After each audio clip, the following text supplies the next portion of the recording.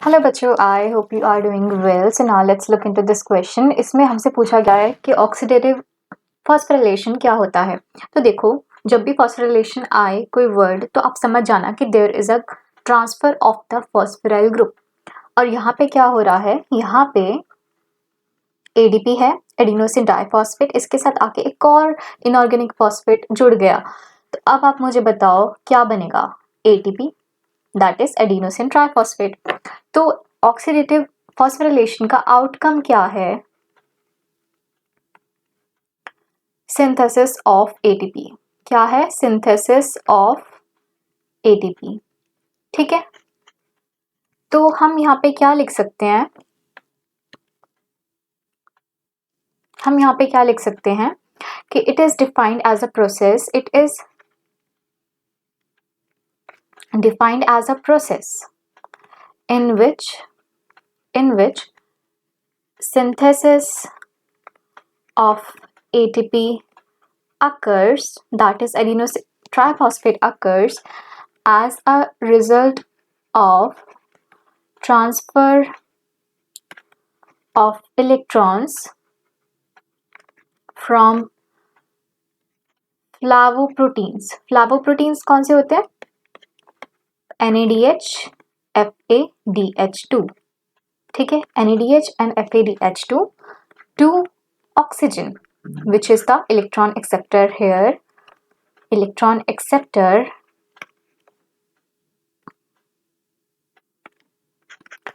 through a series of electron carriers.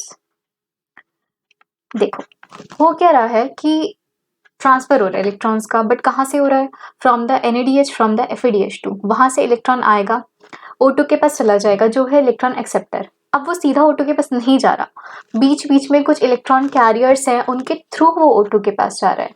तो हमने वही लिखा कि सिंथेसिस ऑफ ATP तो हो रहा है as a result of the transfer of the electrons, जो कि फ्लावोप्रोटीन से हो रहा है, that is NADH and FADH2। वहां से ऑक्सीजन के पास जा रहे हैं इलेक्ट्रॉन्स, ऑक्सीजन के पास तो जा रहे हैं electrons, but through a series of the electron carriers, जो कि प्रोटीन इलेक्ट्रॉन कैरियर्स होते हैं। तो अब हम इसको बहुत ही इजी डायग्राम से समझने की कोशिश करते हैं। देखो, यहाँ पे हम बना लेते हैं एक बॉक्स। ठीक है, एक बॉक्स बना लिया, उस बॉक्स के अंदर लिख दिया NADH FADH2, जो कि क्या है, रिड्यूस्ड इलेक्ट्रॉन कैरियर्स हैं। क्या है ये, रिड्यूस्ड इलेक्ट्रॉन कैरियर्स हैं।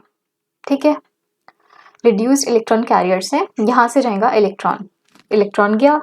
अब एक दूसरा डब्बा बना लेते हैं, उस बॉक्स में हमें लिखना होगा, ऑक्सीजन तो नहीं आएगा मैंने बोला ऑक्सीजन से पहले कुछ ना कुछ इंटरमीडिएट कैरियर्स होंगे, इलेक्ट्रॉन कैरियर्स होंगे। तो हम यहाँ पे क्या लिख सकते हैं कि इलेक्ट्रॉन ट्रांसफर कैरियर्स लिख सकते हैं।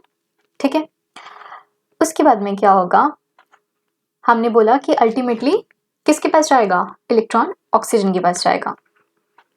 ठीक है, अब यहाँ पे एक और चीज हो रही है, देखो यहाँ पे जो हाइड्रोजन है वो बेसिकली उसको ऑक्सीडाइज कर रहा है ऑक्सीजन, उसको ऑक्सीडाइज कर रहा है ऑक्सीजन। तो क्या फॉर्म हो रहा है, H2O फॉर्म हो रहा है। ठीक है, H2O यहाँ पे फॉर्म हो रहा है। और यहाँ पे हमने बोला हमारा अल्टीमेट आउटकम क्या था, हमारा अल्टीमेट आउटकम था फॉर्मेशन ऑफ द ATP। तो और वो भी ऑक्सीडेटिव फॉस्फोरिलेशन से। तो कैसे होगा ये, जब ADP के पास इनऑर्गेनिक फॉस्फेट जाएगा तभी होगा ना। और ये बेसिकली हो कहाँ रहा है, ये हो रहा है inner membrane of mitochondria.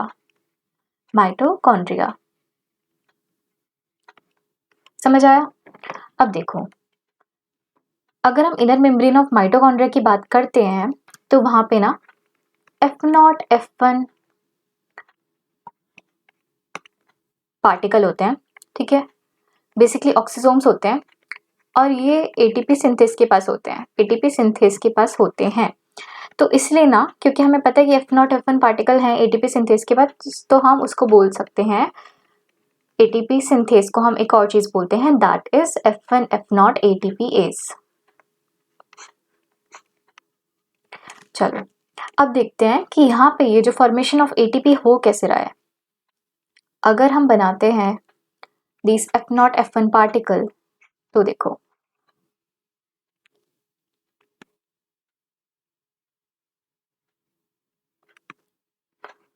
this is the inner mitochondrial membrane,